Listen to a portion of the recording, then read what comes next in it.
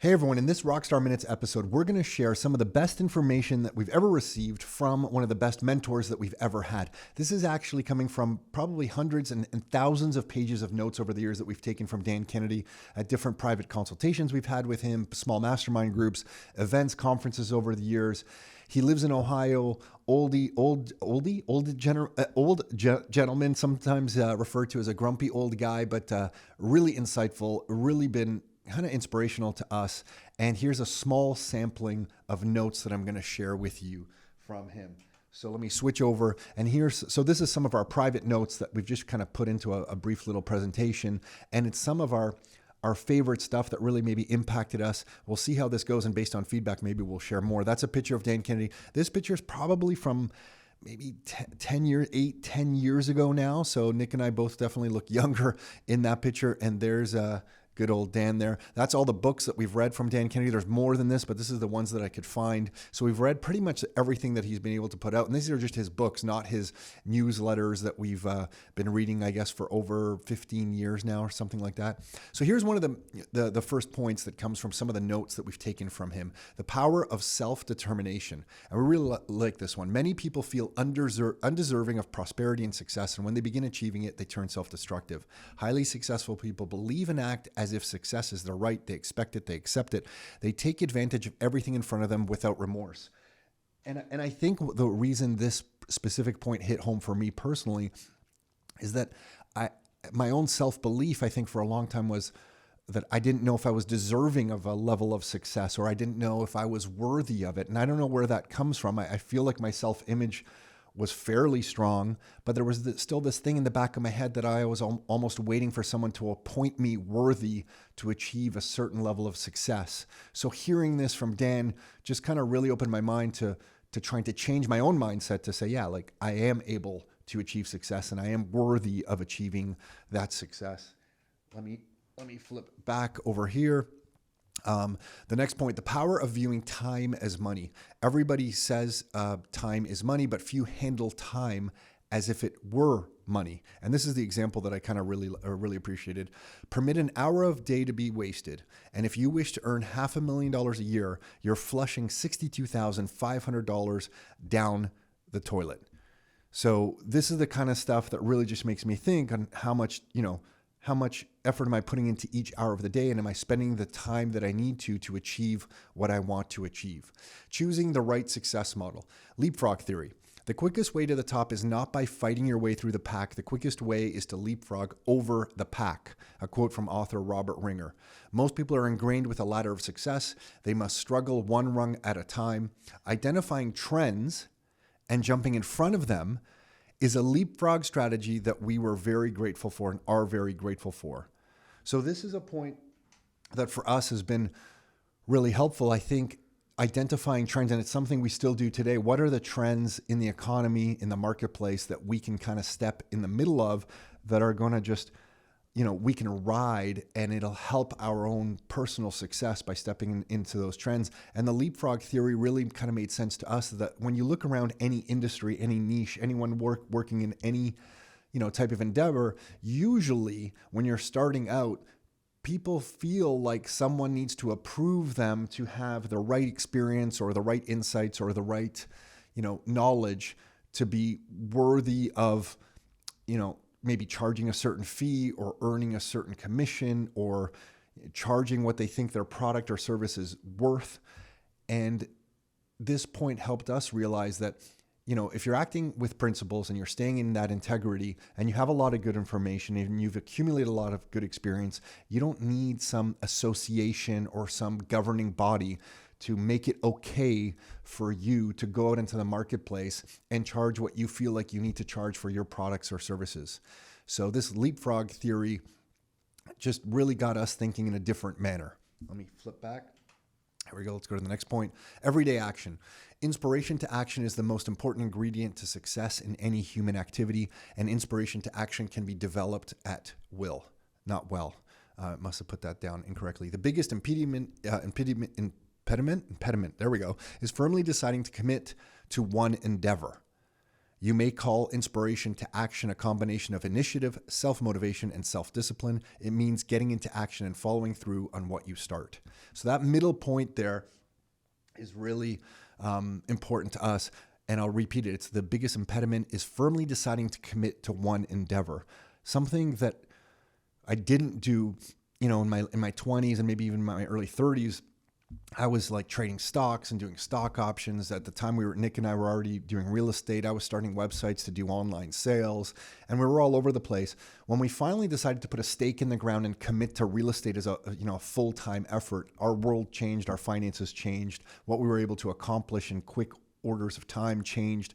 So that was really important to us, that everyday action committed to one endeavor really has been beneficial to us. Let me flick back here.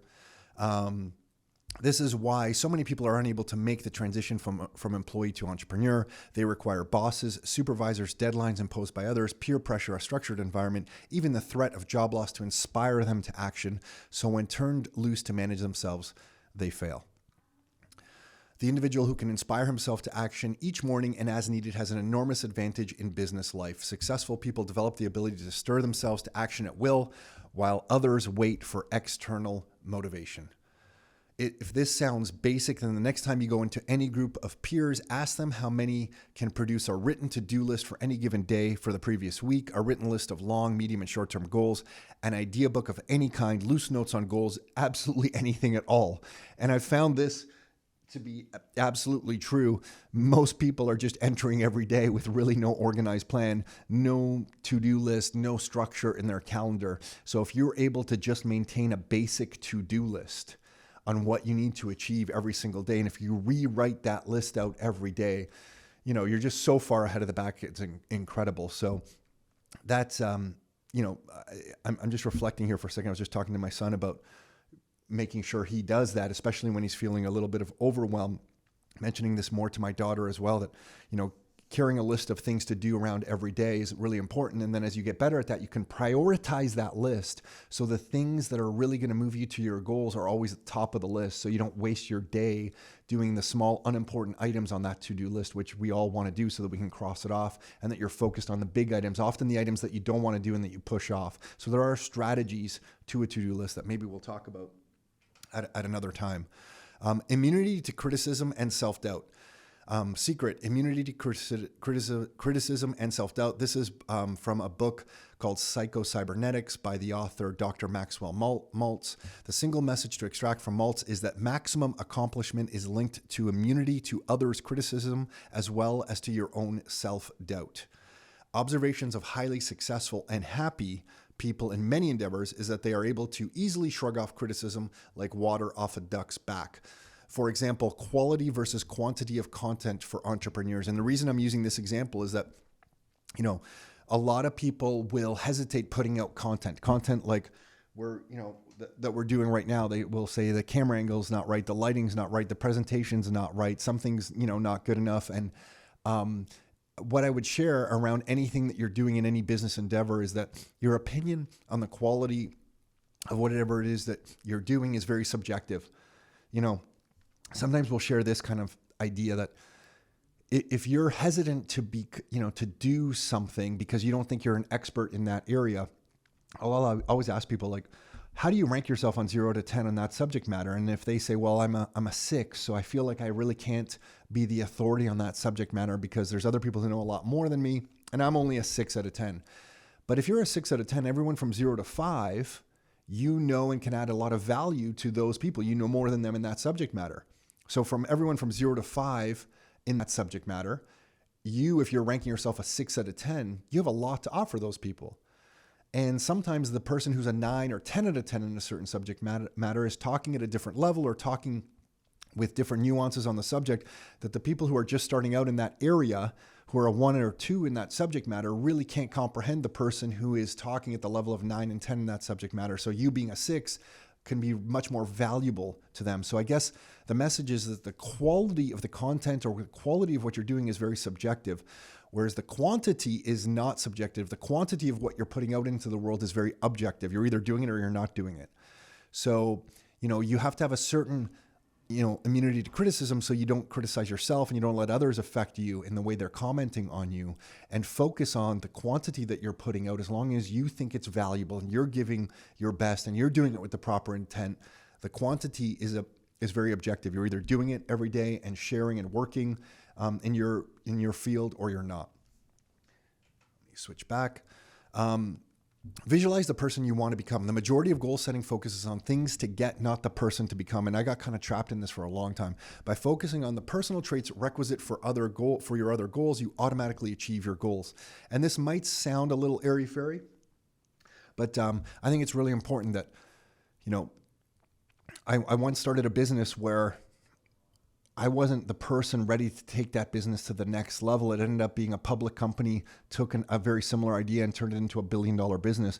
And I had basically the exact same idea. I just wasn't the person that could take that idea and turn it into $1 billion business, not even close. So I think, if you focus on the person that you want to become, it's really helpful in achieving your goals, instead of just focusing on financial metrics or something specific around making a sale or getting a website up, or, whatever it would be. Who are you as a person? What are the principles that you are living by? Are you staying in integrity with those principles? That is really, I think, misunderstood and something that's not given enough priority in today's world. So really enjoy that specific point. Strengthen your self-image. So you cannot outperform your self-image. You can automatically enhance performance and results by expanding, improving, and strengthening the self-image. This is a two-sided coin of the self-image. It limits, but it can also be the key to growth. There may be no more important knowledge than a complete understanding of how self-image works.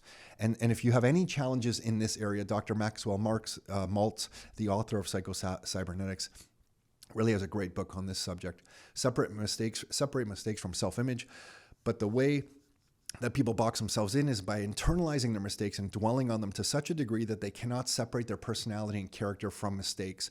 So if someone says, hey, I failed at X thing, and that becomes, I'm a failure. Or a person who goes broke in their first business concludes, I'm not cut out to be an entrepreneur. And nothing can be further from the truth. So self-image is a really, really key thing. I've had several people tell me Dr. Maltz's book, Psycho-Cybernetics, has really helped them in this area. If you're struggling in that area, can't recommend that book highly enough. And so there you have it. This is a collection of notes from one of our mentors, Dan Kennedy. There's a whole bunch of his books that's on the floor in my house, on a bunch of books that we've read. And hopefully you find this kind of stuff useful. That's it for this particular episode. Until next time, your life, your terms.